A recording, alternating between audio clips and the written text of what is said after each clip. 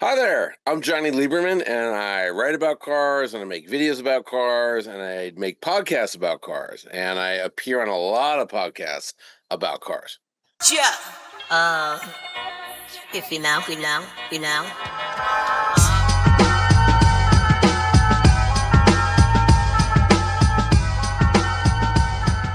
Well, why don't we lead into that then? You do a lot of podcasts, and you've written about cars forever. Not forever. We know Two some decades. 2 decades. two decades. Yeah, You started at Jalopnik or Autoblog. Or, neither. I started the first three things that, well, longer than 2 decades if you count this very obscure Portland-based publication called Too Much Coffee Man, which was like a comic book that they made a magazine, a print magazine out of. that's And sorry. a friend of mine was the editor there, and he knew I like cars. Actually, he just wanted me to write something. I wanted to write about cars, but I didn't know how to. So I wrote whenever the first Fast and Furious movie came out, I wrote a review of it for Too Much Coffee Man. So that was my first thing.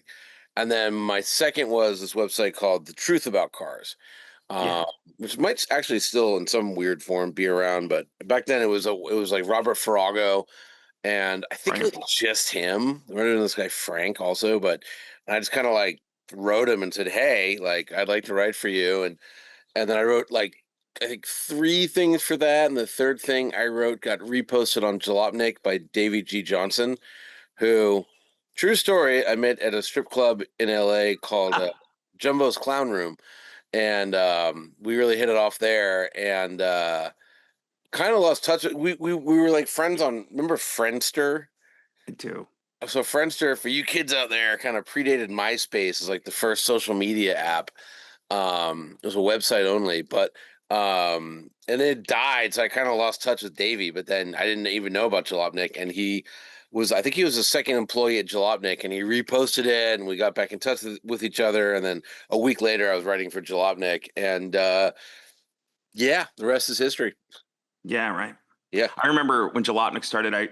Somewhere at a launch, I was talking to Spinelli, and we were still coding our content, like just doing the HTML template and adding content into it. But we had the forums on Vortex, and I remember pitching, like after talking to Mike, coming home and pitching that at my team, and they were like, "Well, that's for like journals. Why would you do that? Like blogs are they're over, man. So Right, right, or right. they're too niche." You also went to Autoblog before you ended up at Motor Trend, if I remember correctly. Oh, I went a bunch of places. I was at Web Rides TV. I can't even remember, but yes, Autoblog for a while, actually, like at least 2 years. I was at Autoblog, and that was great. That was really good experience at Autoblog because it was Jalopnik was great in terms of like this obscure little site had like an outsized reach at the time. Like everybody who wrote about cars or wanted to write about cars was reading it. Right.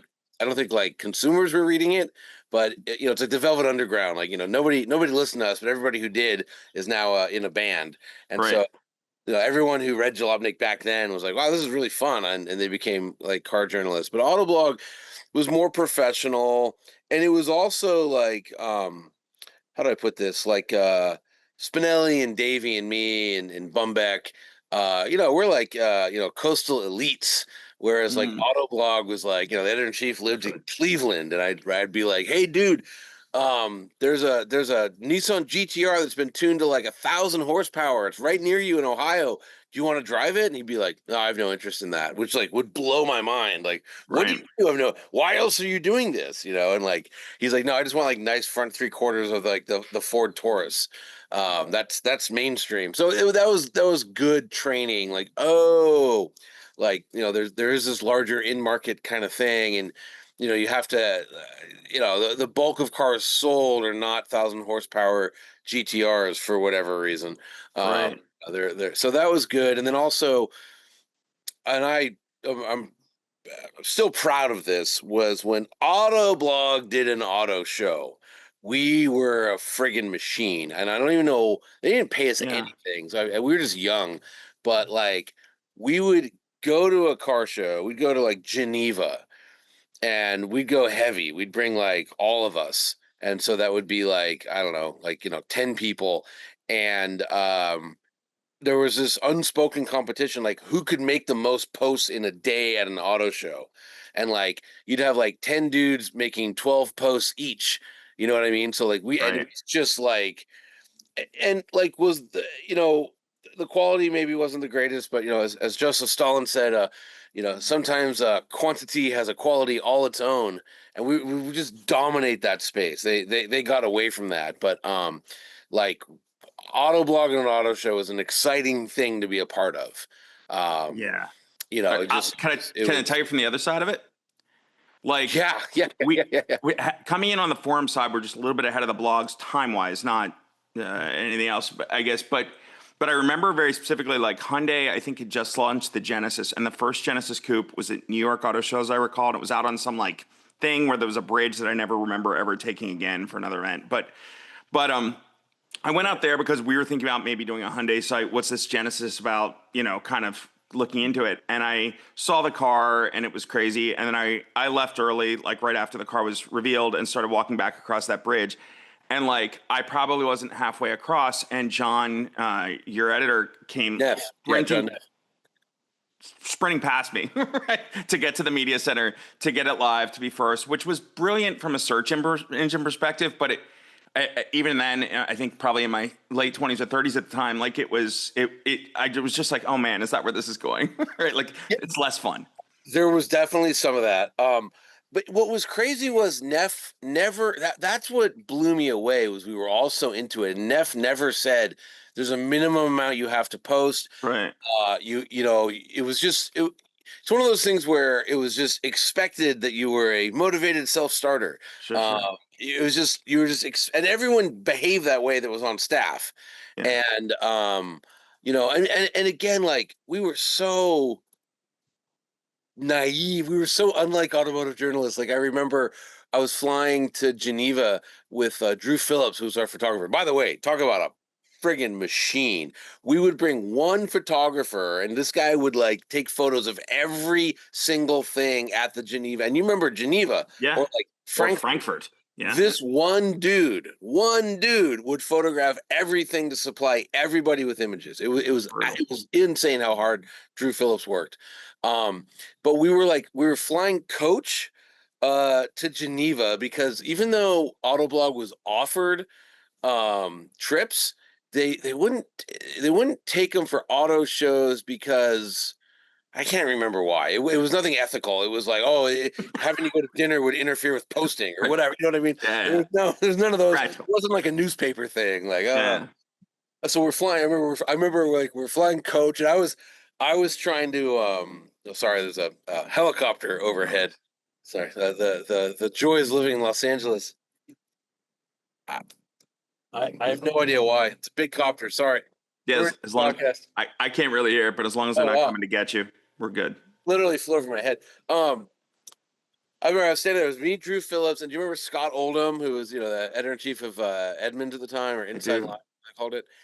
And we're sitting there, and he's like, "Well, I'm flying." He's going out with Audi or whatever. He's like, I'm flying out, business. And I'm like, "Well, hey, like, the thing about flying business is you got to be on the plane longer." And he kind of looks at me. He's like, "Well, I'm getting on the plane now." And then I'm like, and then and because as you know, around the Geneva Auto Show, like staying in Geneva was really expensive. We Right. would stay like two men to a room. France. Uh no, like 90 miles away. We would have Oh, to get up at 4 a.m. and take the train into Geneva to save money. It was totally insane. It was right. absolutely insane what Autoblog did. So I have a lot of, like I said, I'm proud of what we did and the way we did it, because it was like this army going to work, and I've never seen anybody attack an auto show like that. Yeah. It was crazy, and they don't do it like that anymore either. It's all, and Well, then as you know, everything's released beforehand anyways, so there's right. you can Are there even auto shows? I mean, I guess we just had Munich, but I we killed them. Yeah, Autoblog killed the auto show. No, yeah, yeah. I guess Munich was sort of like an auto show. Yeah. I think it's more Monterey or Goodwood now. But Yeah, yeah, auto shows are dead, but it was just crazy. It was crazy. So yeah, so I did that, and then I was at Autoblog when I got the call from Angus McKenzie, like, "Hey, you want to have some lunch?" I said, "Yeah," and then I've been at Motor Trend for 15 years, over 15 years. So Not to bust on Motor Trend, but I think one of Plus, the brilliant things you've done is diversify, right? Like watching from afar, I don't think you and I have ever had this conversation, but I think what the way they changed your employment as far as being a contractor, you've been able to do Spike, you've been able to do whether it's Inevitable, which is a Motor Trend production, or Spike, or now your own channel. It definitely speaks to an adaptability you don't often see in this space of this yeah. generation.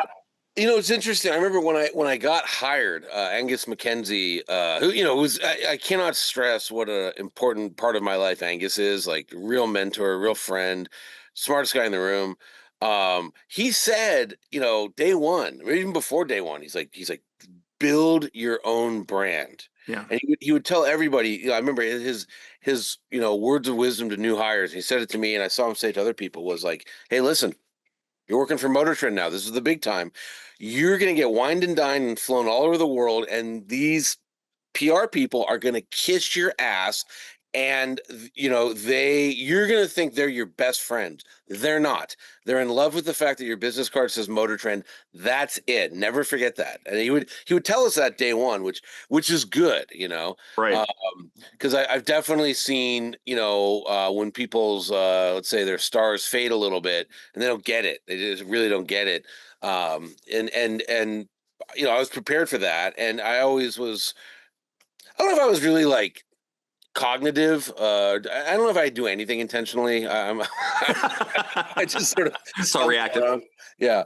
Um, but I was always able to maintain a brand outside of Motor Trend. Right. Um, I for whatever reason I have a big personality. Whatever. There's less friendly ways to say that.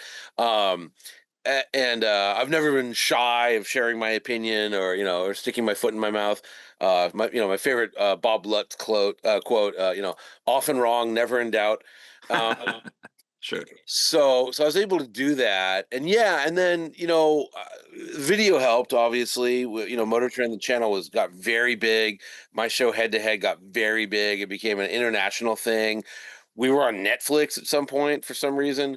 I remember a friend of mine, me and my friend flew to Green Bay to go to a Packers game, and we had there's no direct LA to Milwaukee or whatever, so took a couple flights. Like the amount of people, my friend was just blown away, and I kind of at that point in time was used to it, but like I think like five separate people for a car journalist stopped me Right. and said, hey man, I love your work. The pilot on one of the planes was like, dude, big fan. Oh, that's um awesome. and my friend was like, what the, he has no idea because my friend's not in the car, actually he is in the Right. car, but he doesn't watch my stuff.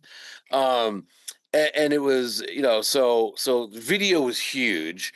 And then at some point, I can't keep track of who's on Motor Trend, but when Discovery Channel bought us, they said, "Hey, everybody who's on camera at Discovery Channel is talent.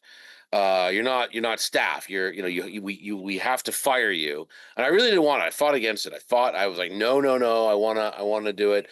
And they said you have to. So I became a contractor, I think in 2018, and just every year I'd renew a contract. And then in Mm. February of 24, and again, what the contract was, I just had to do X, Y, and Z, and I was free to do whatever else, which allowed for Spike's Car Radio and whatever other nonsense Yeah. I was getting up to. And then in February of 2024, I think they were getting ready to sell Motor Trend again, so they wanted to like cut big contracts. So they just made me a freelancer, which opened up a lot more time. Um, and but it took me, like you mentioned, I started my own YouTube channel. I was just like not in shock, but I just kind of like was like, ooh, free time, and kind of did nothing for like 6 months, and I was like, oh god, I have no money. Like I better Yeah. I Yeah. better get off my ass and do something. So I'm doing that, and I got a bunch of other things going. But yeah, that's sort of my origin story up until present day. Yeah. On the Angus thing, I always thought coming from our side, we start in the late '90s with Vortex, and I remember like my first Frankfurt, Chubba Cheddar giving us hell, like, "Who the hell are you, and why should anybody care?" You know, Right. and why would anybody click on an ad on your website? We thought we had this amazing space because the magazines would never put the websites ahead of the print because the print was the moneymaker, and I think Angus was the first person to really realize he needed a serious web presence, and that's really when we noticed the the traditional buffs getting in on the action that Jalopnik and Autoblog and others had already figured out. Yeah, I mean, look, I was the first person to go from digital to print, Yeah. which was kind of a big deal. I mean, I lost friends like from the blogosphere Really? that were Ugh. like, "What are you selling out?" And I was like, well, "I'm gonna make more money doing what I love." Like, Right. and by the way, I'm gonna do the same thing. Um, and we're both on the same trips. How am I selling? Anyways. But no, Angus, again, another quote of his was that we are platform agnostic. We don't care the medium. And I remember, relaying a story to him, and I've told the story a billion times, but I think it was the 2007 Ford Mustang launch. And I was on that, and yeah, I'd been writing for Jalopnik for 2 years at this point or whatever, and this might have been in 2006. I don't remember exact time frame, but it was a big one of those big Ford cattle call press trips where 400 people go to, and I think we were just getting the specs of the new Mustang or something like that, right? Right. And we're at breakfast that morning, and I'm sitting. I don't know anybody, because I just, I was a blogger. I sat at home and wrote about cars, and I'm sitting at the table. I don't know who these guys were. They looked like me and you, old dudes with white beards, Right. and I'm like, I'm pretty young at this point, and they're sitting around at breakfast, and they're like, man, I can't wait till this whole like internet fad goes away because people really just want to look at cars and big glossy pictures. And I remember I'm like, in my head it was like the dinosaurs like making plans for after the asteroid. You know what I mean? Right. Like, they just don't get it. They're It's a never great going to get it. analogy. The world has passed them by. And now I'm the old guy and I worry about the world passing. Like, I'm not Yeah, great on dude. TikTok. I'm not doing whatever the fuck. Sorry if I'm swearing. That's right. The oh god, Snapchat. I can't even name them. I don't know anything. I've never been on a dating app. I'm out of it. Yeah. Um, so I worry, and this you'll appreciate this. I was always the young guy, right? I was this up and gunner, all that stuff. People were annoyed that I existed. I was just an effing blogger, but I was also, making inroads, and so I always thought of myself as, the young guy. And this was last year at Pebble Beach, standing there, we're watching the Tour de Elegance. So that's where all the old cars roll by, and I don't remember what it was, but it was like, let's say it was a Delahaye or whatever. And I was standing with two kids in their 20s that were also journalists, and I'm like, oh, look at that, there's a Delahaye. And one of them goes, how do you even know what that is? And the other one goes, oh, because he was on the launch.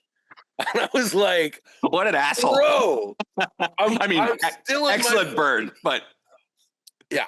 Yeah, and I've been doing that for years to people where I'd be like, hey, do you remember that Lincoln thing? You were there, like, when he got shot, and that was my joke, and now I'm the joke. So yeah, yeah, but yeah, again, I just remember that moment so well when it was like a bunch of guys like, oh yeah, internet's a fad, and I'm like, totally. what planet is this? Dude, I just remember that like 99 Frankfurt being in the bus with Chubba, and he Yeah, was like, he goes, how do you guys make money? And we said, well, we put ads on the site. And he goes, why would anybody ever click on one of your ads? and I don't know if you remember Jamie Vondrowski is my business partner. He was like, sure. Chubba, why would anybody ever call like the Corvette lady in the back of the in the back of the Yeah, magazine, right? Like, right, you better hope they do, or you're broke. And right. we're making it, so don't worry about us. Yeah, I mean, look, and people, still to this day, it's rarer and rarer, but I wouldn't say still to this day. But I remember back in like 2010, 11. I mean, there was definitely like Motor Trend never did this, or at least in my tenure there. But like Car and Driver and Road and Track, I knew those people. They were like, well, this is like the premium stuff for the web, and for print, and this is stuff for the web, and it's written by like more junior, worse Yeah. people, and our A stuff goes into print. And we were like, this is crazy. Like, who cares how people read you? Dude, I used to drive pretty regularly with Camisa back in those days. I only did the Audi events, so who knows? But on the Audi events, I drive with him, and I remember I think he was with Automobile at the time, and he would complain that like that was the good stuff was always getting held for print, and I was fine with that. Like, whatever, dude. I get it. Like sorry, because you got to deal with that, Yeah. but Yeah, good press. yeah, and again, I mean, Angus, that was like, not to go into the weeds, but like, yeah, Gene Jennings ran Automobile, Yeah. and Angus ran Motor Trend, but Angus really was Gene's boss at some point, or at least it's shifted to that. And yeah, I mean, there was zero love lost between those two. Um, and she was just had a magazine background, and Angus, he also had a magazine background, but he had a newspaper Sure. background, and he just didn't care. He just wanted to get the best content into the most people's hands, which is a really smart strategy. You know what I Yeah. mean? It just Well, and also just seeing pragmatically the way it's going. I think similarly, the other thing you said that I kind of keyed in on that I think is also breaks the mold for Angus is letting the personality lead. I mean, maybe that goes against like the old columnists in like the traditional car magazines in the 80s and whatever. But nowadays, you just don't really see it. And like occasionally when I do, especially look at the manufacturers, right? How much they could handle having like an in-house. I think Ray Schaefer at Porsche, when he was doing Porsche Classic before he went to Haggerty, was a good example of like a personality that was leading. We all kind of knew who Ray was, and he was approachable. But yeah. it's so rare that manufacturers do that. And of course, magazines did it long ago, but back then it seemed Yeah, really but revolutionary. but even like the current regime at Motor Trend, they really stress like don't say I drove the car, say we drove the car. I'm Oh like, well, yeah, we didn't do anything, I did it. And I fight with that. I mean, I'll get my stuff where like they'll edit like the top paragraph, changing everything to we because it's stylistically what they want now. Angus has been gone. He's like me now. He's a freelancer. right. Um, I mean, I guess in some ways somebody appreciates that rather than I. I don't see why. I don't get it. I don't see the difference, but whatever. Yeah, Yeah. So, but he was really wanted, you know, he really wanted people to build their own brand. And again, it's hard for a lot of people. They just don't think that way. And but again, he was the one who, when we got the money from YouTube to launch the Motor Trend channel, he had all the shows ready to go. He had did he? Ignition, Head to Head, Roadkill, Epic Drives. Everything was just ready to go. We're just waiting for some funding. And so Hmm. he really was kind of a visionary. Not kind of. He was a visionary. I hate using that word. It sounds like something else. But he was ahead of everybody. And like Right. Car and Driver, for instance, got the same amount of money, right? And they did like a couple reviews with staff members, but they just basically like held a camera and a bunch of guys standing in a circle and like debating was the F-150 better than the Ram or whatever. And then they outsourced everything else. They literally took the money YouTube gave them and gave them to a production company who made like the worst videos in history. I mean, they were. I remember Calvin Kim when he was at Road and Track before he got laid off. He told me like because I was sitting there. I go, who at Road and or Car and Driver or whatever it was, they would put these videos up and the comments would be like, this is the worst video I've ever watched. And there was somebody there, it was like Car and Driver was like responding like, thank you for watching. And I'm like, who has to go through and do that? And Calvin's like, Oh, oh man, that's my job. Like, I mean, we do that. And I'm like, that may not be a bad segue because I see a lot of these car. I mean, it may yeah, be where social media is today too, but I see a lot of these car manufacturers making posts, particularly about EVs, and then mhm, you look at the comments, and everybody is like, "I hate what you're doing. This yeah, is yeah, yeah, terrible. yeah, This sure, is awful." And sure, it's sad because there's just this disconnect between yeah, EV and enthusiast, and yeah, that's yeah. kind of the reason I reached out to you today too. Yeah, I'm an enthusiast who also is very enthusiastic about electric vehicles because they're awesome. Like the 9,170 pound Cadillac sitting in my driveway right now. You Like got that right now? that thing is just yes, Massive. it is wonderful. What a vehicle. I get happy driving it. So yeah, I agree with you. Yeah, there's a huge disconnect, and that's okay, that's fine. But uh, before we get Is into it? it, I would also Yeah, say this though, like these same enthusiasts, uh, every time there was like, I don't know, an SUV posted, they would hate that too. And they, right. somehow enthusiasm has been a little corrupted into like, it's just fun to Traditionalism. hate stuff online. Well, I And mean, that there's a long heritage of that too, right? Remember yeah. when what ABS and then ESP came out, Oh, and Patrick Bedard or seatbelts. right, yeah, and you would see the columns in Car and Driver, and they'd be like, I don't, this is terrible. I look, not to pick on Car and Driver, wonderful people. However, no, I remember clearly in 2004, like just a year before I started doing this professionally, there was one issue of Car and Driver, and I subscribed, never subscribed to Motor Trend. Oh, it's Car and Driver, and like Chubba's column was the Prius sucks, and then oh god, I can see his face. Brock Yates's column was hybrids or a commie plot to take away your freedom. And then Patrick Bedard mathematically had proven that Prius will kill every single human on Earth, and our only salvation is more Hummers. And it was a single issue, and I remember I was like, "What is like? How about like? I don't like the way a Prius drives, but like it's hard to argue 55 miles a gallon. Like that's really Yeah, efficient. and also the Prius, for whatever drivetrain it had, especially the first one, wasn't designed to be an engaging car. It was designed to be an appliance. Look, every single thing about the Prius was sacrificed on the altar of efficiency, Right. and that was true of EVs before the Model S. EVs were just like, they're just trying to make a electric Prius basically, and then the Model S is like, oh, this thing could be good to drive if you want it to be. There's a lot of inherent goodness to driving an EV. Yeah, yeah. What I'm moving towards is the Audi's Concept C and the 718 EV, and kind of what I think we're hoping that they become, because we don't know what they are yet. At least I don't. But I guess I want to start with that because I know you and I will probably have a difference of opinion on this. But at the same time, with your background with Inevitable, with your access that you have had driving all sorts of cars from all the EVs, including Cayman R or Concept R, right? Like that I Porsche. got a ride and I didn't get to drive it, but I was in Spain and I got flung around a small racetrack in Mallorca in the Mission R. That's Uh, it.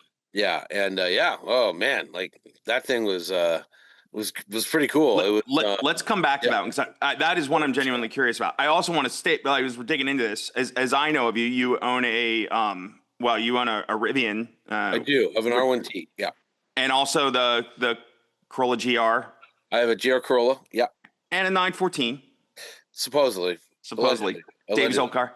There's no proof of that, but yeah, David's old car. Yeah. All right. So, but I mean, very wide spectrum just in your own personal ownership. Yeah, So, I guess then I'd say that, like, uh, what? Let me back up here. One other thing. yeah, yeah, yeah. I remember a conversation you and I had on a plane once. I think we were going to I don't know, somewhere in Spain for an Audi launch, and That's we were, that's where you go. I know, right? Low liability laws, It and was either great yeah, traffic. Spain or Portugal because neither has lawyers. Yeah, Right, right. yeah, yeah. But we're talking Porsche 911s on the plane, and at the time, I think the 911 50 it wasn't like the new of the 911 breed, but it was relatively recent. And at the time, I think I recall you said it was your favorite of the I loved it. I remember that year. It was like 2014, I want to say. right. It drove great, but also I just thought it was such a stellar design. And Yeah, I have a friend who has one. I see it every couple weeks and like, oh, I love that thing. I agree 100%. I guess then what I'd ask is, like, what to you personally makes a good driver's car? Oh, well, I'm not, as you might tell, or if you've listened this far, I'm not very orthodox in my beliefs. I can hold two thoughts in my head at the same time. Like, I love my Rivian. I couldn't imagine living without it. I also really love my GR Corolla. Not all cars have to be the same. You Right. know, I don't need to eat the same thing for dinner forever. But I mean, so many things make a good driver's car. I love huge horsepower. My Rivian has 835 horsepower. I'm super jealous that the Gen 2 truck has 1,025 horsepower. I have 908 pound-feet of torque. My God, I would love 1,200 pound-feet of torque like the new one has. I drove the Pininfarina Battista, which is about 1,900 horsepower. And people always say, like, well, what's enough horsepower? 1,900 is about right. That's about where you want to be. Um, again, like, we used to do a thing on Motor Trend, best driver's car, and Right. we would really go into the weeds, and we'd all, we'd be like we got to use our car of the year criteria for it and all this nonsense. But ultimately, it came down to, what gives you as the driver the most confidence to drive your hardest and fastest and best. And that could be many things. Like I drove, oh boy, I recently drove a 73 Porsche RS lightweight. So the RSL, super Right. rare, $2 million car. Man, that was a good driver's car. That was great. But I also drove the Bugatti Mistral, which is a $5 million 5,000 pound, you know, quad turbo, dual clutch, the polar opposite of the RSL, of the lightweight in every single way. And I frankly enjoyed it more driving it. You know, it was just fantastic to drive. So, yeah, it's hard. Confidence maybe is one definition. Also, something I think that makes you say "wow" out loud is a good Right. driver's car, and that's how like this Cadillac I have out front. I would, on a windy road, um, it wouldn't be a great driver's car, but on a freeway. And by the way, you probably spend a lot of your time driving on a freeway. It is the king.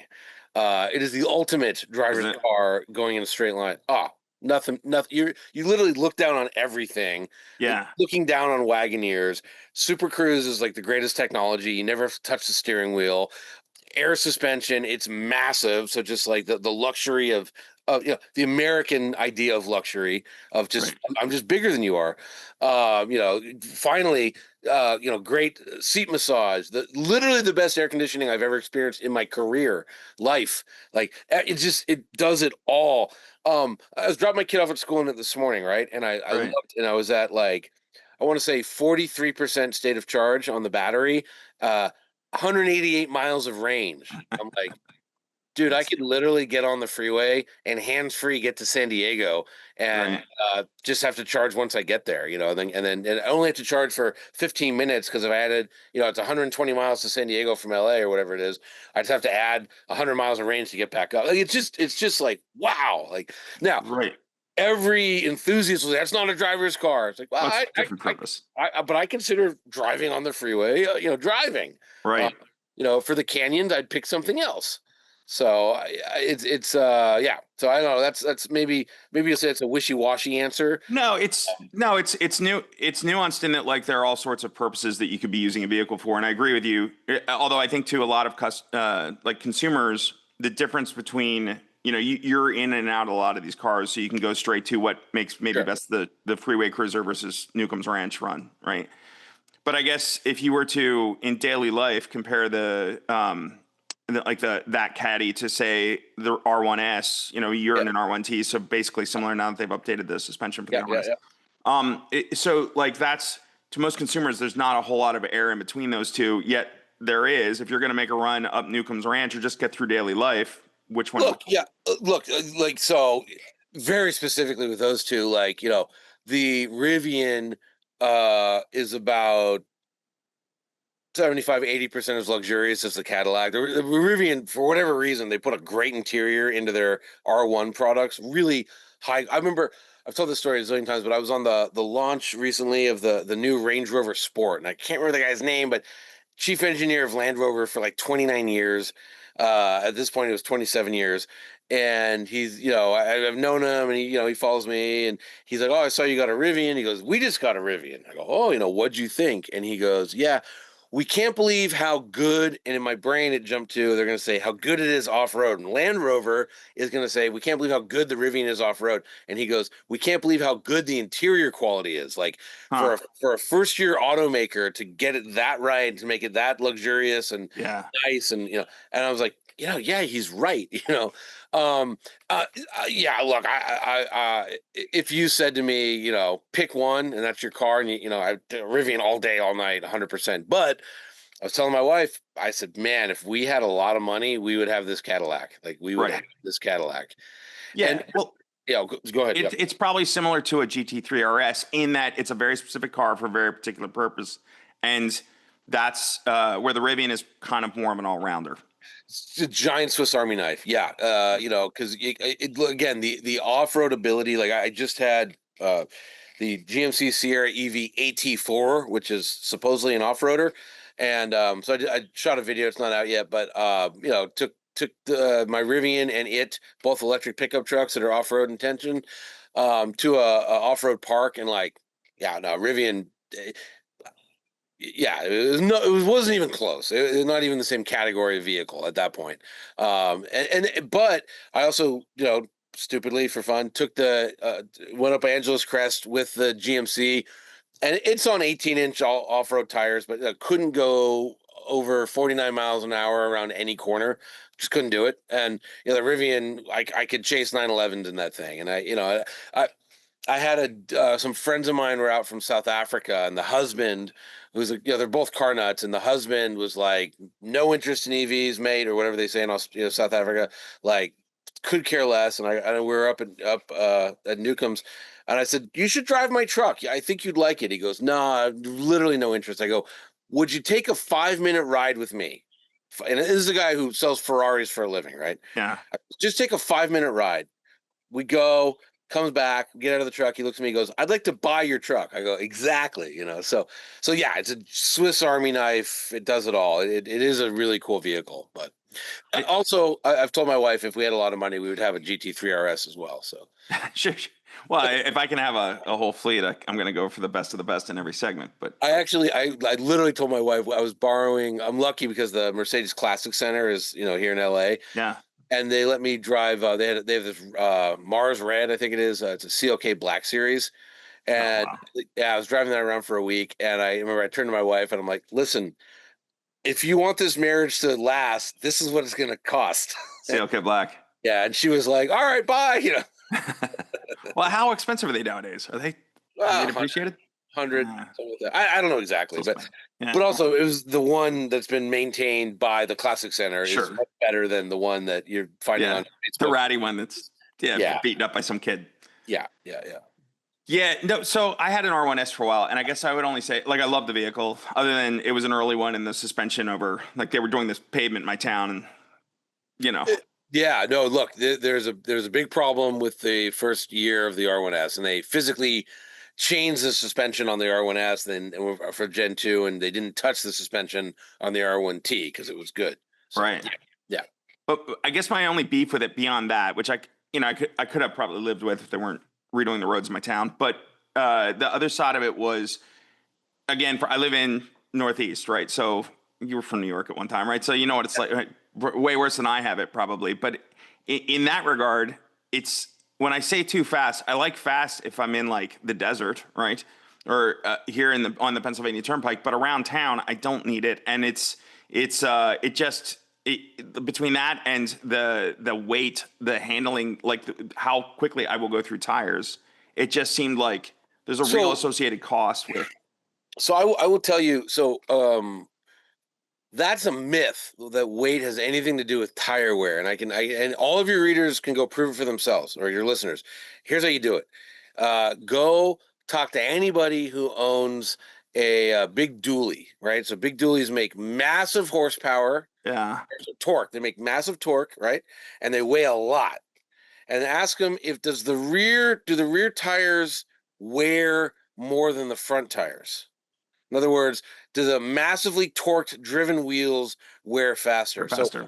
yeah, so and this was told to me by a dude from Tire Rack, and he says it's a myth that weight wears tires. It's not weight; it's torque. Torque wears. Although, sure, but do a track day in a Lotus whatever versus Sure. an RS6, right? And you're going to have a considerable difference in tire wear if you're doing fast laps.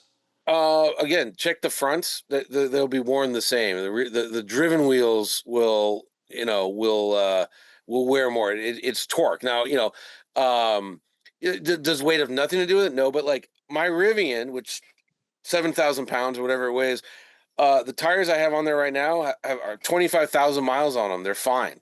They're literally fine. It's a myth. It's a pervasive myth that weight is wearing out EV tires. It's torque. EVs make massive torque, but Yeah. so do sports cars. So do dualies. You know what I mean? Like, Right. and this whole like crying about weight. Like, well, no one's crying about like what full size trucks weigh. Yeah, You know, but okay, but even before we got into EVs, Colin Chapman had a thing right about Yeah, weight. yeah. Colin Chapman was trying to he would lose a driver every month. So instead, I'm a giant cheap ass who won't engineer my cars. Oh, I mean, simplify and add lightness. Like how many ask Jim Hall's family about Lotus. You know what I mean? Like, Sure, but that doesn't necessarily negate the impact of weight on, say, 911s or anything else out there, right? Like I weight mean, definitely makes a difference in handling and In what way? I mean, the GT3 RS weighs 3,400 pounds.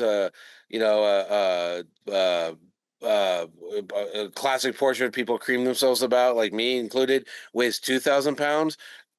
Want to race? Yeah, but you're dealing with aero, you're dealing with Uh, contact patch. want to race? And you know what I mean? Like weight's a thing, but you can engineer around weight. You know, it's one variable of many. You know, and it Sure. does affect everything. Hey, look, I'd love EVs to be lighter, and new battery tech is going to make them lighter. And by Yes. the way, you know, transmissions and engines weigh a lot. Electric motors don't weigh a lot. Like the Right. Lucid, you know, the current Lucid motor and transmission is, you know, it's 180 pounds. It's the battery that's heavy. And by the way, that'll change. There's new battery tech coming online. So now they're heavy, true. Um, but back to what you were saying, you know, what most people wear their Rivian tires, just so you know, is they put it in efficiency mode or whatever it's called, and that You it get negative cambers the camber. tires, so you're Yeah. cambering the tires. But yeah, if you drive around on all purpose, and again, I mean, you know, anyone who wants to come and measure my tires, they're aftermarket tires. They're really good tires. They're Toyo Open Country threes, but 25,000 miles, and I rip the thing on a weekly basis. Uh, Right. you know, we use it. It's now for my YouTube channel. It's my camera car. You know, so it's chasing sports cars once a week. Yeah. So yeah, so All right. Well, I guess I'd ask then, because I'm slowly moving you towards the fake gear thing. for years. But before I do, I guess I would ask you before we mire it down in the philosophical discussion about that what to you, having driven the world's best performance cars and having driven and drivers cars and having driven a lot of And the world's EVs. worst. Sorry, George. And the world's worst. I've driven them all. Great, even better. So Yeah. so what would make an EV a better driver's car that's more engaging to drivers today, right? Like that I think that aficionados, car enthusiasts can get their heads around, like getting into it and caring, right? Yeah. Yeah. I mean, it's like this weasel word engagement. Like, what does that mean? You know? And for a lot of people, it's very easy. And you know, this hit with the 991 when they came out with that 7-speed manual, which was just a bad transmission. It just sucked as a manual. If you really tried to shift fast, you'd miss gears because um, they had reverse, first, third, fifth, and seventh were all forward positions. So you had 5 forward positions. No other transmission in the world ever had that. When Chevy made their 7-speed for the Corvette, reverse was down. So they only had 4 forward positions. And it just meant you couldn't be precise. It was just a lousy transmission. At the same time, they developed that PDK, that generation of PDK, their dual clutch, which was the best. Right. And my enthusiast friends were like, oh, I'm getting the manual. And I'm like, dude, it's the same gearing as the PDK. So third gear is good to 113 miles an hour. What the fuck do you need the other 4 gears for? You know, like what track, you know?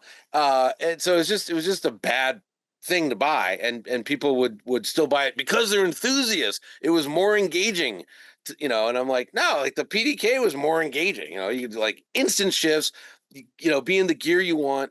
And again, leading up to our argument, I would say, like, you know, get rid of gears. That really makes it engaging. 'Cause then you're just focused on like Does a it? time, you know. But And we were talking about the Mission R earlier. What I mean that one notably had straight cut gears, right? super loud, kind of an awful sound. Actually, I would have said, like, you know, if it wasn't a race car, like, yeah, you know, do something. Right. Sound dampening. That was an interesting car. So I've driven in, let's say, like I remember I was in a BMW DTM car, right? Which it was an M4, maybe M3, M4, I think it was. And I think because of the series, it actually had less horsepower than the contemporaneous M4 had. So in a straight line, whatever. But the braking and the cornering was on slicks, and it had hundreds and, you know, 1,000 pounds stripped out of it. The braking and the turning was insane, like absolutely insane. Um, and so that always stuck with me. Like, and I've experienced that with like an Audi R8, whatever GT3. If you're in this business, you get a lot of hot laps and a lot of performance cars, Right. and it's usually not the acceleration that wows you; it's the cornering and the braking, right? Well, the Mission R was like the acceleration is now wowing me because you had this like instant EV acceleration. So you're just hyper launching off a corner. It's just if you haven't ever taken an EV on a track, it's just a different experience. And again, because it's not a very big battery, it was a very lightweight thing. I don't remember what it was, but it was very light. It was under 4,000 pounds. So you're just constantly on a roller coaster, getting whipped around this thing. And it helped. I think I had oh God, I'm blanking on his name. Jesus. Uh, Bergmeister. no, it wasn't him. It wasn't York. It was Burned. The guy who did the 919 around the Nürburgring in Sanity Timo? lap. Timo Bernhard? It's Timo. Yeah, Burn. I knew Burn was in there somewhere. Timo was driving me, so that helps too. But Right. um, Do you think it had? I guess I'm curious, having been in that car, did the maybe not the straight cut gear sound, but did it having gears offer anything to the engagement of that car? it didn't have gears. It had a gear. So all Okay. EVs have one gear, right? Okay. This had two because it had two motors. So it never changed gears. It was just that You there is every just EV had a has a whine. transmission, right? Yeah. There's only one gear ratio, except for notably the Taycan. Just on the rear motor does have a two-speed transmission, and the new electric G-Wagon has a transfer case on each motor, so it has Huh. it has eight gears, Yeah. but it has four two-speed transmissions or transfer cases. Um, and this didn't change gears; it just had really loud gears. They were straight cut. Um, and yeah, so it was yeah, it was cool. It was very loud though. It was an incredibly horrible experience, audibly. Oh, yeah. I think that's the challenge, right? We haven't really found a medium yet where there is a nobody wants a fake tone, but like a if there's a genuine tone and it's some sort of Well, mechanical audible. I will say this. So I was at Rennsport a couple years whenever they did that last year, and I happened to be hanging out with Andy Pruinger, who's the head of Porsche GT3 development or GT development, whatever he does. And he's a big pickup truck guy, and famously he has a Ram in Germany. And I was telling him about my Rivian, which I happen to have up there. So I let him drive it, and he was like, "This is great." He goes, first thing he says is, "There's no fake sounds at Porsche. We're making all these stupid fake sounds, and you had the whine of four electric motors, which is just what they sounded like, and it was fine. It was just totally fine as is." And also, I will say this current new obsession with how a car sounds. I mean, you're old enough to remember, like, cars didn't make a lot of noise like 15 years ago. You go jump into like a Diablo SV from the mid 90s.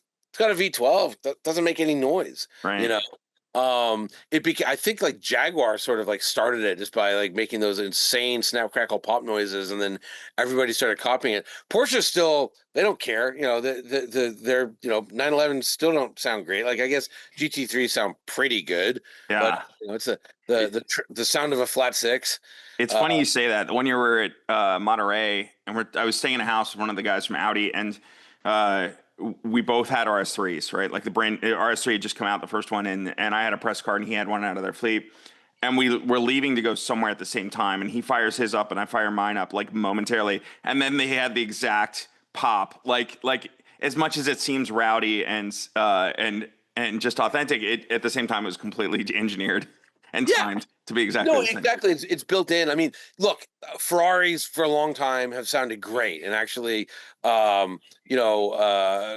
colleague, former colleague Kim Reynolds, when he was at Road and Track, he actually took sound sample and sent them off to like a musicologist or whatever, a guy with a PhD in music, and he compared them to like brass instruments, like different car exhausts, and it was like like a Porsche Turbo was like the equivalent of static. It was a whereas like I think it was a Ferrari, I think it was a 355, was a lot like a trombone.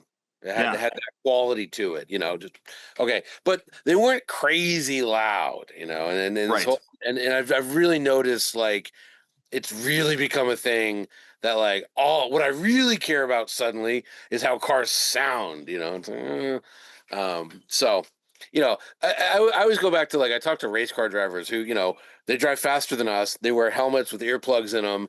All they care about is torque on the rear axle and a front end that doesn't give up. They just don't want any understeer, and they want massive torque pushing the car. Yeah. And I don't know if you remember Ulrich Boretsky at Audi Sport.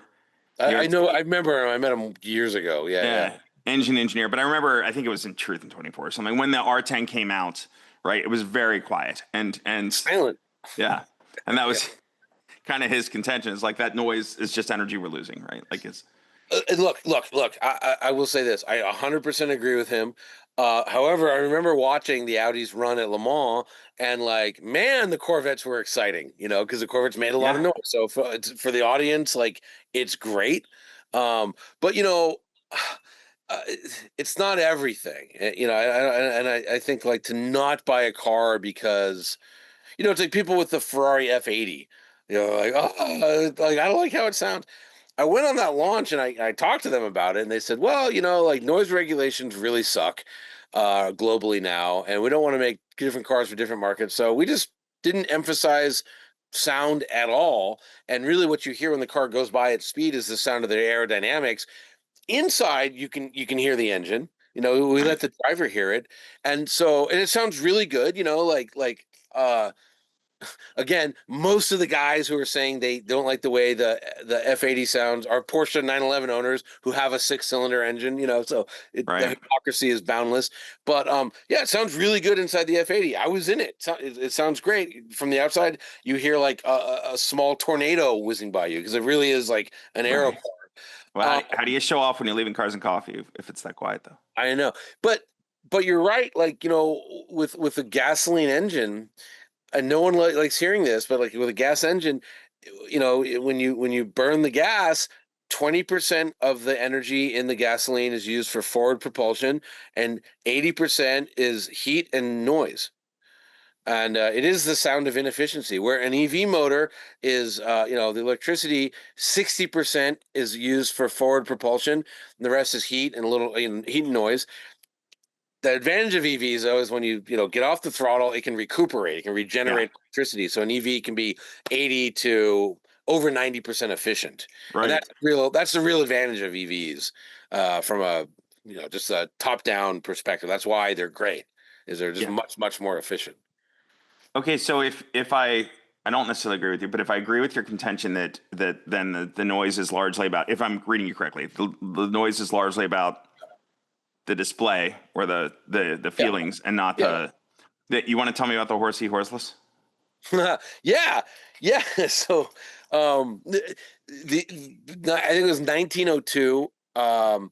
And people were cars that were catching on, shall we say? Famously, cars were invented in 1886, but they really didn't catch on till like 1902, 1903, 1904, depending on what country. And so these dudes at this company, Horsey, they had this idea like, well, how do you convince people to give up their horse and buggy and purchase an automobile, which is more expensive, and you got to buy gas. A horse can just eat grass or whatever. So they said, what we're going to do is a couple of concerns back then was that cars will scare people, or sorry, cars will scare horses. So if we stuck a horse head on the front of it, it won't scare horses that are coming towards the buggy. But also for the driver, it'll feel familiar. It'll just be like your horse and buggy. And yes, it's a car, but it looks like a horse. And I think George, where you're going with this is how I feel about fake gears and Yeah, fake noises on an EV. It's just 1895. Sorry. uh, this is the same thing. It's like it's ridiculous. It's just like you're trying to convince EV haters to buy an EV. You're trying to convince horse and buggy drivers who hate cars to buy a car. right. You get the horsey horseless. Well, So I I dug these see up no before difference. the call. I do think it's funny. One of the sales point is would fool horses. I wonder how a horse would feel about a decapitated horse coming towards it. Like that would disturb me if I were a horse. I don't. I don't know. I mean, yeah. Also, I'm trying to read the small print of this ad. It says something about 1904. I feel like I was, yeah, that's when it was Yeah. introduced. Oh no, that's Haviline. Okay. All right, I take it back. I was off by a few years. So 1895. So 9 years after the car was invented, the horsey horseless came out, and fake gears. The Model S. I'll call it the I'm first in. real electric car. Model S was 2012, 13, and the first fake gears was the Hyundai Ioniq N in 2024. So it took 11 years for fake gears to show up. So it's even slower than the adoption of the horsey horseless. Um, So I have not driven a 5N. I've just heard you guys who have. yeah. I'm curious what your thoughts are on that car. I've driven it. I thought, it's a great car. I think it's a great car. I think the it has, not only does it have the sound of a Hyundai Elantra N can be piped in, but then it has two fake, like a fighter jet sound and like a space laser sound, or you can turn it off and just you got nothing, which is great. That's how I liked it. And then the fake gears, like it just slows the car down. I read a lot of people who are on the launch, like parroting, shall we say, what the PR people were explaining to them, which is like, oh, it's more engaging.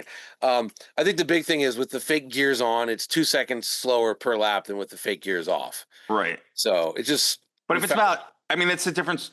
I mean, we go to something perhaps more familiar. It's the difference between a GT3 RS and say an ST or a GT3 Touring, right? Like the RS is going to be faster on the track.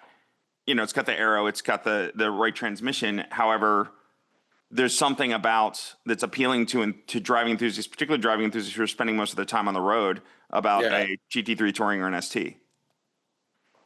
Again, that's a great transmission. That's a great manual transmission. Yeah. So I see that argument. It's not like the regular 911 where it's a lousy transmission. And by the way, I'm right. They got rid of the 7-speed, Right. the 992.2. They put a 6-speed in. So I get that argument. These fake gears aren't that great. They don't work so well. Right, but Uh, is it okay? So could the fake but gears mean? also it's really stupid. It just slows the car down. I guess But so does the manual on the ST.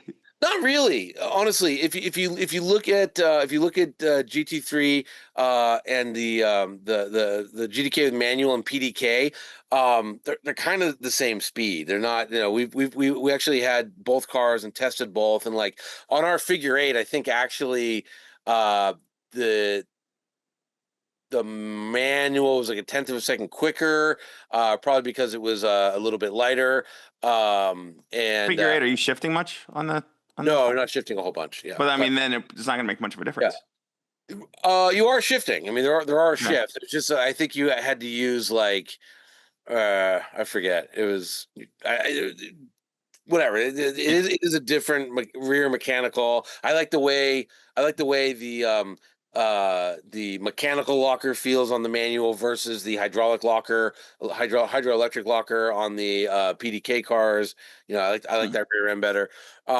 So I get that argument. There's no, like, again, it's just like you drive the Ionic N with, like, no gears because it doesn't have any, and Right. it's great. You turn on the fake gears and it makes it worse to drive. So So arguably, I think you just said this. I'm just confirming. The N yeah, is really the first car to approach trying to make a fake gear for the average consumer.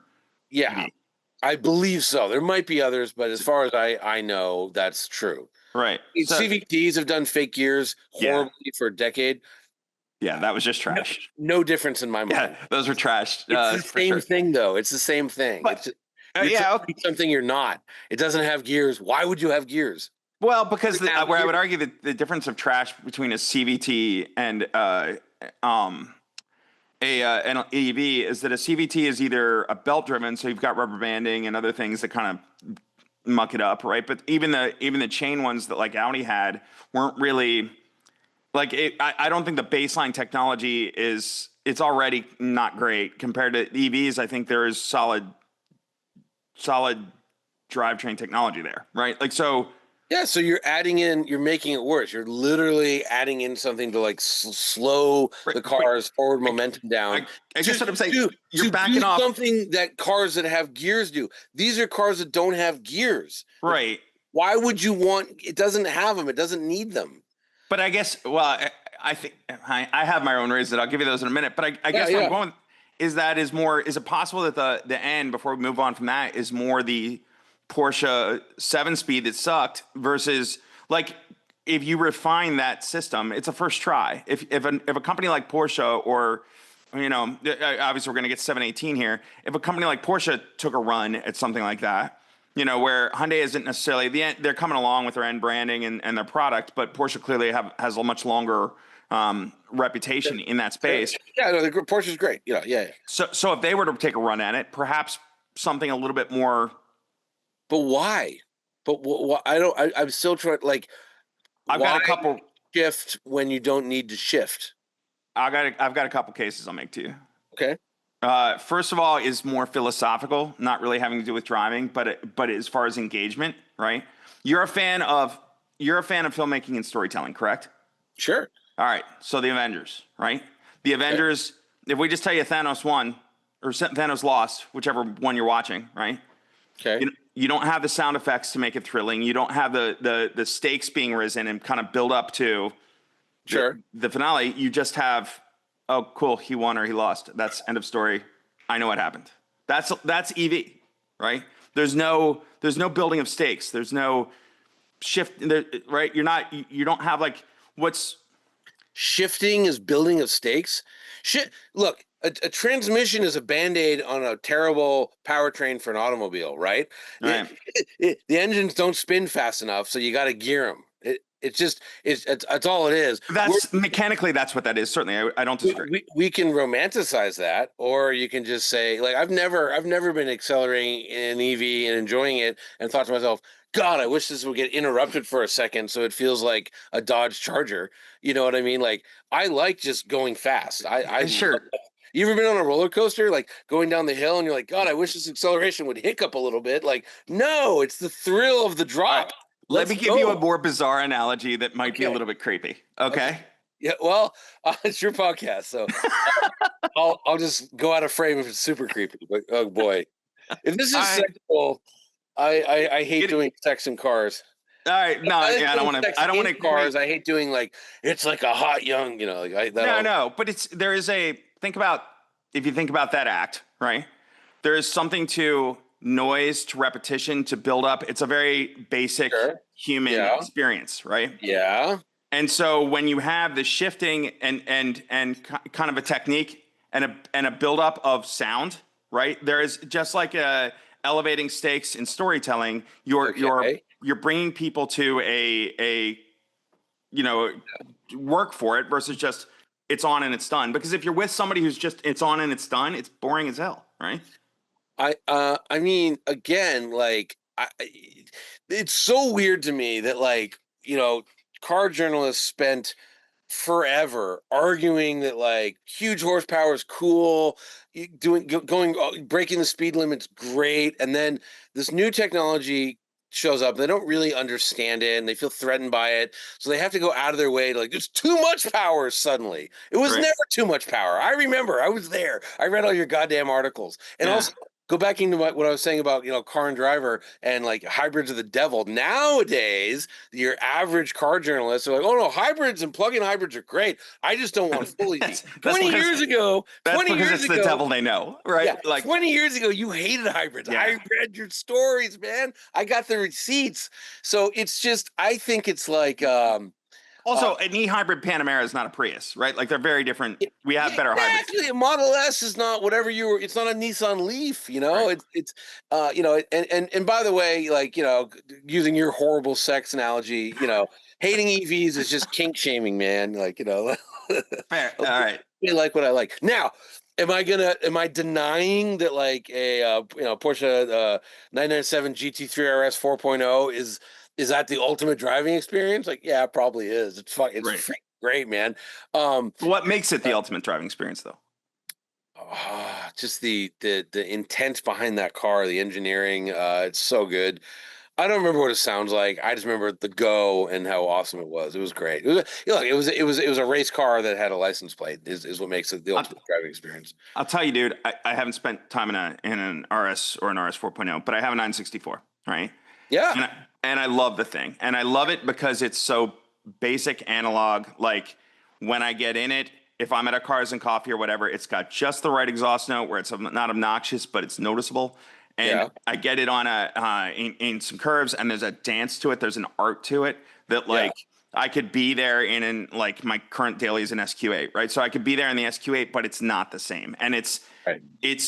while I love the SQ8 and it's an excellent daily and can cruise down the highway and get my Sure. kids to soccer and whatever, Yeah. the 964 has this sort of guttural thing that like I can't really explain. I just know it's so satisfying, and it's not that fast. It doesn't need to be. I can still have Yeah. fun and around here in my town and in Podunk, Yeah. Pennsylvania.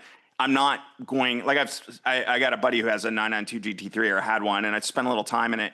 It's a great car, but the I'm at such stakes when I'm having fun in that car where I can go out in the 964 and not risk my license and not, granted there are other, that car had downforce Yeah. and ESP and whatever, but I don't Yeah. know. Hey, look, I'm not invalidating your experience with the 964. They're great. I was just telling you, like, I drove this RS Lightweight, which was like Right. mind blowing.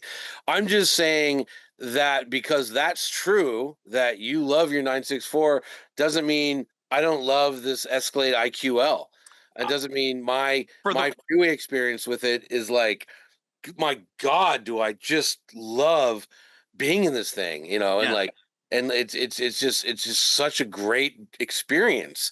And I just had this little company down in San Diego, McKellos. They make these little, I don't know, they call it the ST, but it's like, it's a hot rod 72 911 with a 3.5, great interior, and like scratched every air cooled itch I've ever had. Like I thought I wanted to go to the grocery store in it because it was so tiny, it's easy to park and all that kind of stuff. So I don't think one invalidates the other. Now you get to the point where you say, well, like, what about choice, man? You're trying to take away our 911s. Like, I've never said that. no, Uh, I that's not the think, contention I'm making. A lot of car guys are. I guess where I'm going at yeah, it more is for us to move forward. I see yeah, this kind of break in the auto industry where like you have all the car people, whether they're inside engineers at car companies or whether they're enthusiasts, kind of like getting on the last possible. It's like after the Titanic, they're just climbing up on the crates and sticking with the internal combustion cars. And sure. so what you're left with in a lot of cases in the offices of production offices of these companies, people developing the electrics are the people who are really focused on appliance cars are also that to a lot of people, right? They are that Cadillac, and it's an amazing thing. It's Well, just I would, not. I would say the Cadillac's a lot more than appliance, but if I can cut you off, and I'm sorry to do Yeah, that, I'm trying to take your RAV4 away from you and make it better. right, I want your RAV4 to have 500 horsepower. I don't want you to have to deal with the horrible sounds of a 2.4 liter Atkinson cycle Toyota motor. Garbage. What a horrible experience. I want to give you a better driving experience by just putting in an average EV powertrain into your RAV4. It would improve it in every. Do this. All you auto journalists listening to this, go get the new Toyota Prius Prime. That's the plug-in hybrid, 70 miles on EV only, right? And then the engine kicks on. As an EV, what a great car. The second that trash motor turns on, it's awful. I want to get rid of the awful. I like, in my future world, there'll be a lot of V12s. I think, right, rich are getting richer. They can buy whatever they want. The V12, there's more of them now than ever. 2025 will probably be the biggest year for V12s in history. But back in the 80s, there was like none. They made 100 Countachs a year. Uh, right. how many V12s are made this year by Bentley alone? Although I guess they're getting rid of them. But my point is, like, I think like the hypercar engines aren't going anywhere, and they're driven so little, they don't really make a ton of CO2. Like, one of my favorite stats is the Aston Martin Valkyrie. I think sum total of all the Valkyrie motors will be 285 Valkyrie V12s. They created more CO2 emissions testing the Valkyrie engine on a engine dyno than all 285 motors will do throughout their lifetime. So there's no problem with the Valkyrie V12, Right. but it's the RAV4, those little crappy four cylinders that suck. Sure. Get rid of those, and hey, let's make less CO2 in the process. But okay, so that's probably a good segue. We can't all have Valkyries, and Exactly. we can't all have 718s either. But there is a car there where up until very recently. I mean, there's some rumors around that now too, and I'd love to touch on that. But the 718 is a car that, as of a month or two ago, was going to end production in October and be replaced by an EV. And I think that's where you start to. It's not the Rav4s. I think anybody is going to lament when they're gone. But the Oh, 718 I know perhaps. that. I know that. Yeah, yeah. Yeah. And that's where, like, getting car enthusiasts to get that, like, Sure. there's a future and it's not just Yeah. RAV4 EVs. Right. Yeah, and look, I think we were sort of beating around the bush. Like, yeah, Porsche a couple days ago said they're gonna continue. I don't know what they said, but 718 will have an internal combustion engine going forward. They just announced that. Now, Porsche's on their ass. No one's buying Porsches right now except for Right. 911s. And yeah, they're changing strategy midstream, which is fine. I would say this though, they don't make any money off the 718. The 911 outsells the 718 9-1, I believe. Um, I guess they're thinking that no one's going to buy an electric Cayman Boxer. Could be true. Almost nobody buys 718s, especially with the much hated 2.4 liter turbo motor, which everyone across the board hates. Um, Why hate it? I've not driven one, but I have a friend who had one. He liked it. Same guy oh, who had the GT3. I mean, it's just the sound thing. It's just how good could a 2.4 liter turbo sound? Like, not Yeah. very good. You Sounds like a know, Subaru. it just doesn't sound. Yeah. And it was a pretty dopey engine. Honestly, it wasn't a great engine. Um, uh, but no one bought them. It wasn't like you know Right. So I would say, how do I put this? I think Porsche, they're in the money making business, not the car making business, and they're scared. Yeah, but Rightfully they're so. also facing a mandate in Europe. Yeah, and also, if you want to sell cars in China, you got to be EV. So yeah, I don't know. I think everyone's prejudging the electric Cayman that no one's driven, which I think is insane. Why would you ever prejudge a car? I know why Right. people do it. Let's see what it is. I have a feeling, Porsche could make it great. I would also say though, if you look at like the Macan and the Q6, which are on the PPE platform, which was Audi. Right.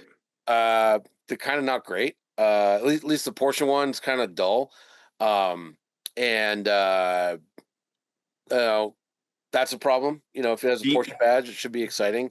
do you You know know, offhand I've heard it. I'm familiar with the rumors of what the 718 EV is, but do you know the platform that's on or the component I set? thought it was PPE. I thought it was the same component set as Macan. I'd heard that, and I'd also heard SSP, which is the new scalable Okay. systems platform, right? That's going to be everything from Polo to Bugatti, they say. Oh, okay. Yeah. So that's the Rivian based stuff. Could be that Right. too. But then Cocker said it was SSP wasn't ready and it wasn't Rivian based, right? Like so Porsche moved forward with this new, I forget what they call it, what Cocker's name for it was, but it was a kind of its own architecture. And one of the fundamental differences, I'm going to make some leaps here, and you probably know better. Oh, I don't know anything. Go ahead. Go. So one of the differences between either PPE or SSP is that it's not a roller skate. It's got the battery behind the passenger driver. And that's what Mission R had. Yeah, was Right. where the engine went was where the battery sits, so you get a low floor. Yeah,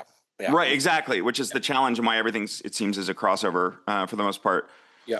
But okay, so that what I wonder then is I've been hearing rumors for a while, really since last summer, that there would be some sort of internal combustion pivot to Porsche, whether or not Audi's included TBD. But to that end, wouldn't, and I think I remember seeing a news story that they were going to retrofit engines in electric cars like the Macan, and that doesn't make sense. That platform's not really set up for that, other than maybe like Scout's toying with a range extender in the back, Yeah, yeah. So if this is a standalone architecture that Porsche did, and the weight is in the rear, one wonders if it wouldn't be cheaper to, if they're not going to just put lipstick on the older what is it 982 718 and keep that going alongside.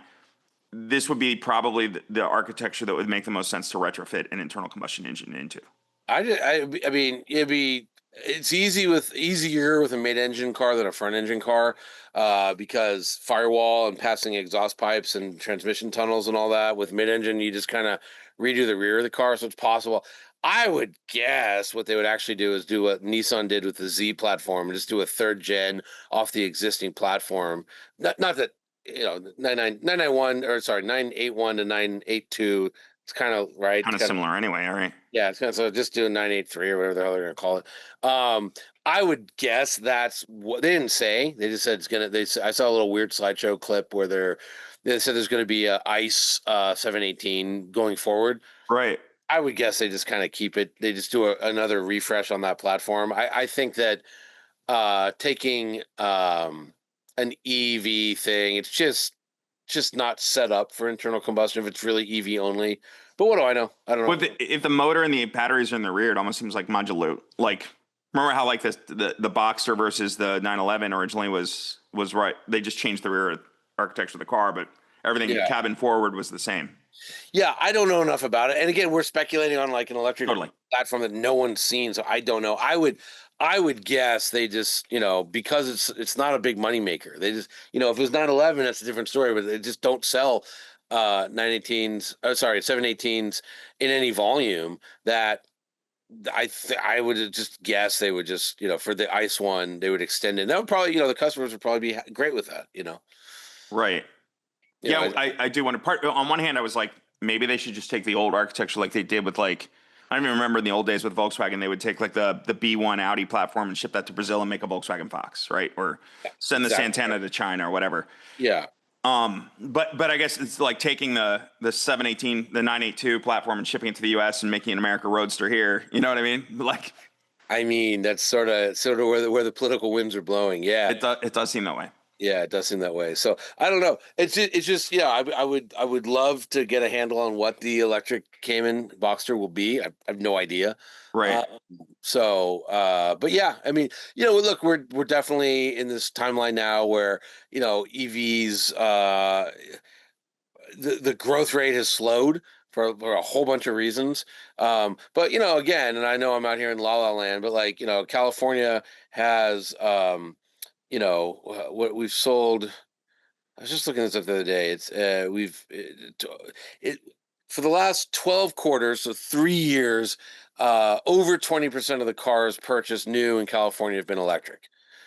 So that hasn't slowed. In fact, like the last quarter of 24 was like over 20. It was like 21 point something percent, and the most recent quarter was like still over 20%. So I don't know. I when I look around, and I know I'm different than the rest of the country for sure, but when I look around, like EVs are freaking everywhere. It's Yeah. just like, and Now it that looks like General Motors is winning the war because like the amount of Cadillacs, Chevys, Hondas, and Acuras I see that are electric, and we must have like smoking lease deals on them. But hey, that's how you've always sold a lot of cars is smoking lease deals. right.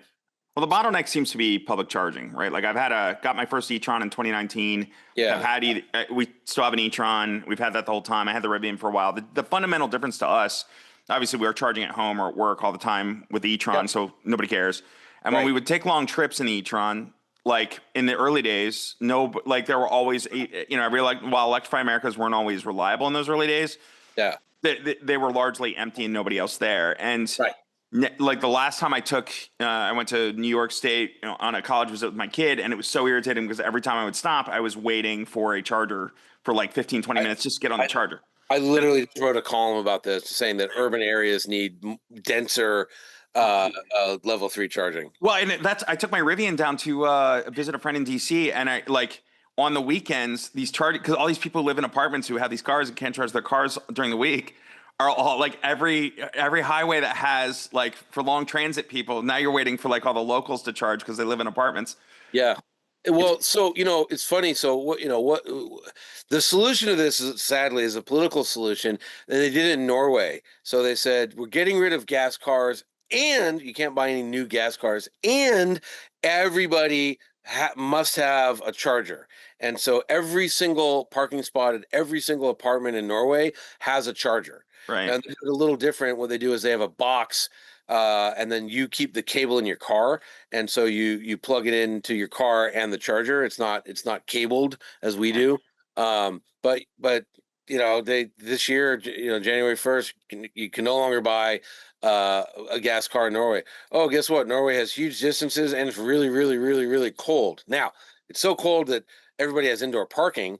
But you could still put boxes, but it's in LA, California, I should say, it's worse here because our real estate's so expensive. So like almost, I think it's like 44% of people are renters here. So Right. the chargers are really impacted by the bottleneck, and it's and I can charge at home. I'm very lucky, but I wrote this column because I was like, I have this giant battery on this GMC.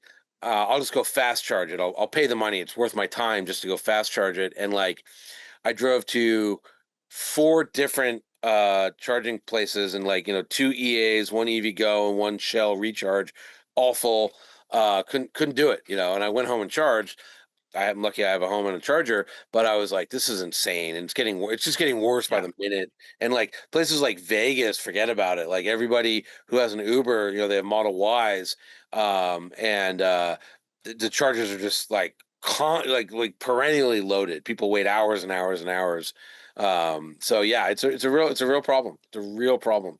Yeah. And also, if I'm a Norwegian car enthusiast, what am I buying? I mean, Model 3s, Model 3 Performance. Um, you know, But uh, is that the future performance car that you want? Like I don't hate I'm not here to diss in the Model 3. It's excellent product. Yeah, look, I mean, I've barely spent any time in them, but I have friends that like race their Model 3s. They like Right. unplugged performance and mountain performance, whatever. They mod them, they love them, and they whoop everyone's ass. Yeah. So Well, I, all right. So I'm coming at you from an Audi yeah, background, right? There are yeah, people who love and swear by performance avants. I love performance avants, but it's not the same thing as a sports car, right? Like it's just not. And that's where I'm going with the Model 3. It's excellent yeah. product for what it but is it an enthusiast car? Like for Model 3 Well, enthusiasts, yes. well, the way these are modded out, I know they're faster than sports cars, so Sure. I don't know. Yeah. Like they're really. I mean, I look at their we have a track out here called Button Willow, and the Button Willow times for like these really modded Model 3 performance cars are like they're with GT3s. I mean, it's wild, and Right. Model 3 doesn't weigh that much. So yeah, I don't know. I didn't really honestly when I was in Norway, I was kind of just seeing an old friend. So I noticed they had a lot of ID buzzes, short wheelbase ID buzzes, were all the government vehicles, which seemed really cool. Um, yeah, I didn't really look too close, and they're buying a lot of stuff we don't get. And I just wasn't paying super close attention, and so but somehow it works over there, and I figured out how it works is that everybody has a charger, Right. and here everybody who has an apartment. And I know lots of people that would like, oh, I'd get an EV, but I can't get a home charger. And it's like my landlord won't let me install it. I'll pay for the whole thing. They just won't let me. So Yeah. landlords are afraid of doing anything. And so we need, the political will to, Newsom's got to say, hey, I'm going to get rid of internal combustion cars in 2035 and everybody will have a charger. Man, I'm not anti-EV. I own one. I love it. It's a Yeah. great car for what it does. But I guess the like forcing the mandating of it is it's kind of like the political disconnect we have today, right? Like everybody on both sides is convinced they're righteous, and and nobody wants to like look at the other side and go, well, that part makes sense. On that part, you're loopy, right? Like, Yeah. Yeah. I mean, I definitely see it that like, boy, we're really maybe in for climate collapse a lot sooner than we thought. fair. And as the CO2 levels are at a point where they haven't been in like millions of years, and like what happened the last time they got to this point? Mass die off. 97% of the life on Earth died. Right. Well, that's not good. So Especially if the sea levels rise 50 feet. That would be really bad for humanity. And then how do again, you, look, planet Earth survived just fine without the dinosaurs. It'll survive just fine without us. I'd like my child to have a same. future, and his future children to have futures. But so that's kind of where I see it, and like Right, what? but I guess the nuance there is trying to get to how do you get to your model where all the RAV4s with shitty engines go away and go to EV, whereas you can keep the really unique mechanical artwork, if you will, right? Look, the rich just use more resources than the rest of us, and it's just how it is, and it's going to be. And I, I'm not Right, but particularly. with a mandate, Yeah. I guess what I'm looking for is a happy medium, right? Like, how do we get to the point where there's Well, you gotta make EVs better than the gas alternative, right? So that's the easy way to do a mandate is like you're giving up your RAV4, but man, the RAV5 is gonna blow your mind. And yeah, I don't know. Again, Norway did it. if the They so seem fine over in Norway, like they're just fine.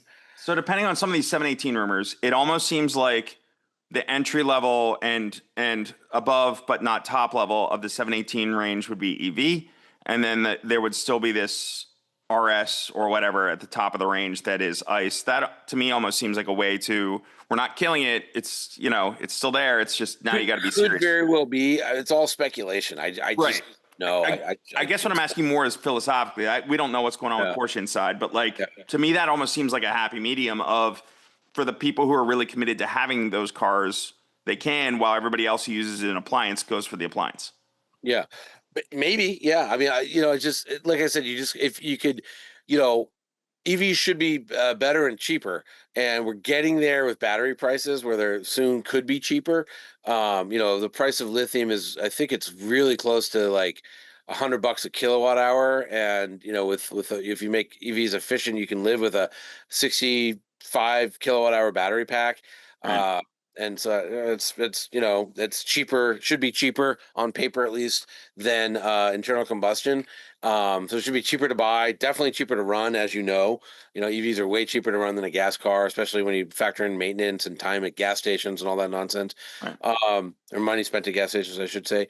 Yeah, I don't know. I don't know, how it's going to pan out. I know, I believe, and again, just looking at like what China's doing, like it is inevitable that the overwhelming majority of automobiles become electric. I think the time frame went back 5 years, so instead of 2035, it's now 2040. But I Right. think it's just going to happen because they're better, and again, I'm talking about your Accord. Like, I'm not talking about your GT3. I'm not talking about your GT3. I'm talking Yeah. about your Well, RAV4. but if you leave the decision making to the people who landed on the EV side of the fence inside the companies, like there are people in these companies who don't see, they're people inside Audi who are of RS, right? Like who see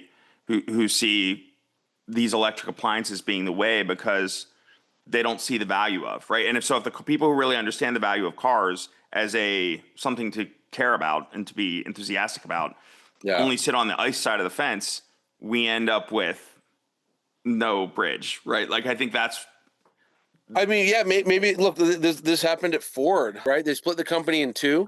Farley talks out of both sides of his mouth, right? He gets up there and introduces that little EV truck the other day, and this is the future of Ford. And again, it's what you're talking about, is splitting our society. Like, we consume that, and then I noticed all my hot rod friends. Farley talked about the Mustang and said, as long as the government and God allow us to build a V8 Mustang, we'll build a V8. And it's like, it's so pandering, but guess what? They ate it up. They ate it up. God is going to allow for a V8. yeah, They split the company in two. They literally did, and I remember we interviewed Doug Fields, who he came from Tesla. He built the Model 3, and he actually built the iPhone for Apple.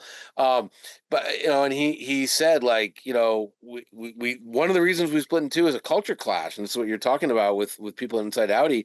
He goes, I got some really smart people that want to come to work in a bathrobe, and that doesn't fly in Dearborn. So we have a new company in California. Ford Blue or whatever they're calling it. in bathrobes. Yeah, in bathrobes, but they're really smart. And he said, he's like, I would rather have one really smart guy than 100 average people. Sure. That's what he said. I didn't say. I don't know. Average people are No, fine.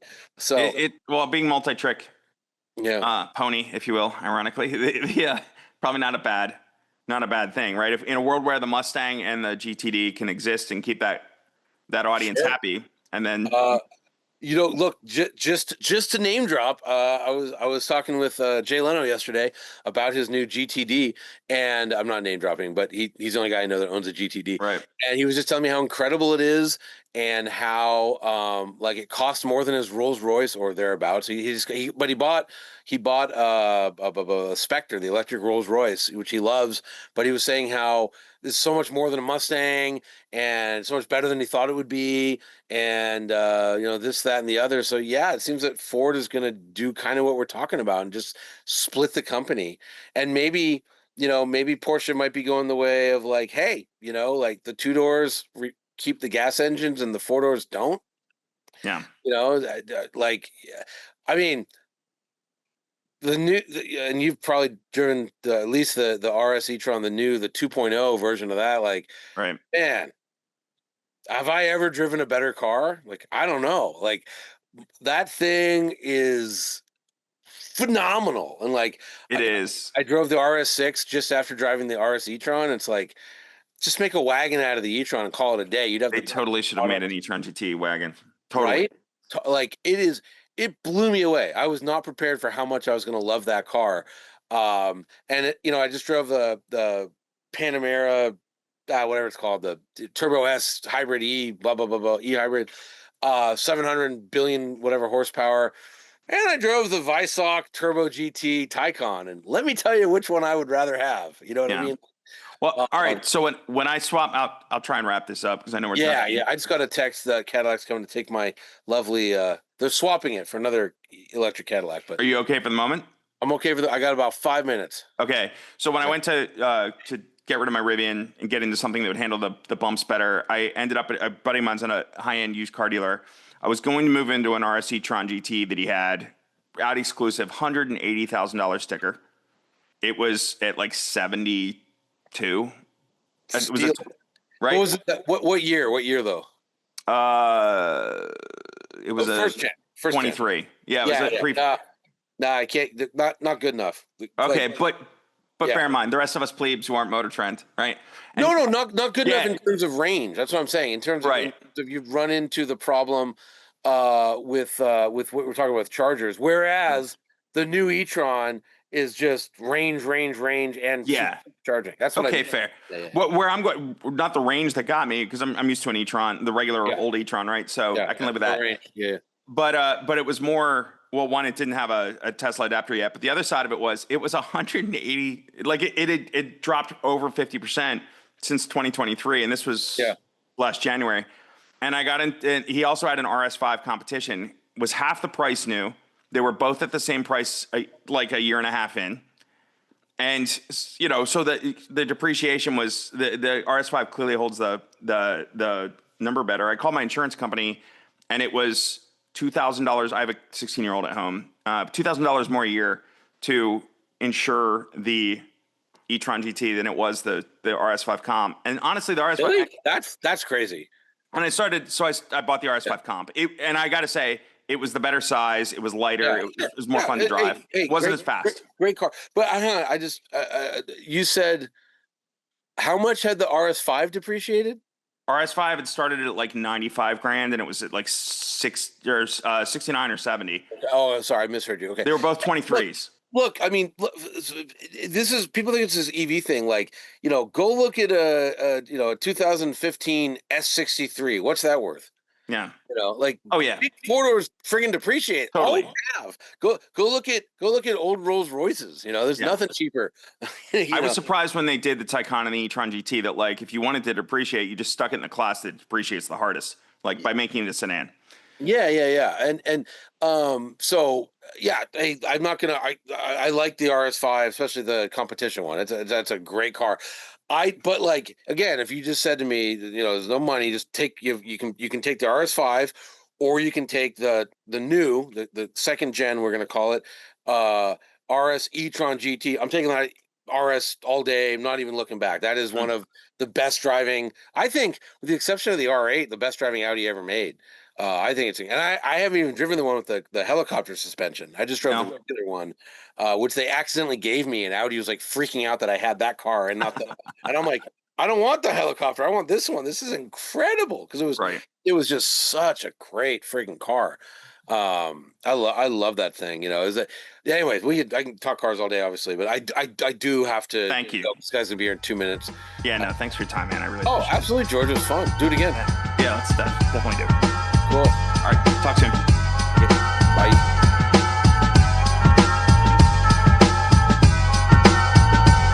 The Four Rings, If You Know You Know podcast is part of the Weekly Driver podcast series.